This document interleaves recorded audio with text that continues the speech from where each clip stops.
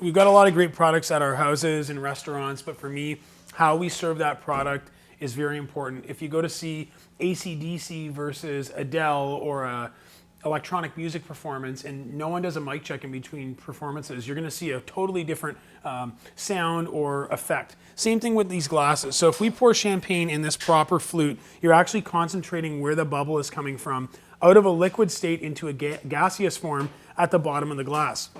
If you were to pour that in a different glass, you might get a little bit more aromatics happening, but you're going to really kill the bubble. Same with things like a gin. So this beautiful Levenswater gin, if I was tasting it on its own with a real gin connoisseur, it would probably be in a glass, just an ounce at a time, nothing else, and really savoring it. Very different than if I had my bar rail gin serving over rocks with maybe tonic and a slice of lime. So you really want to ask yourself, what am I doing with this alcohol? If it's just a mixed alcohol that's at your bar, your glassware is not going to be as impactful on the end flavor. If this is something you're having just on its own, aromatics can really be impacted.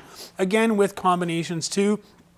This cider for me, I would like to serve it very cold in a proper a glass and have it just as is. Whereas if it's a really hot day and we want to serve this over ice, maybe into a cider cocktail, putting it in a tall pint glass with ice in it will help decrease the temperature, make that a little bit more refreshing.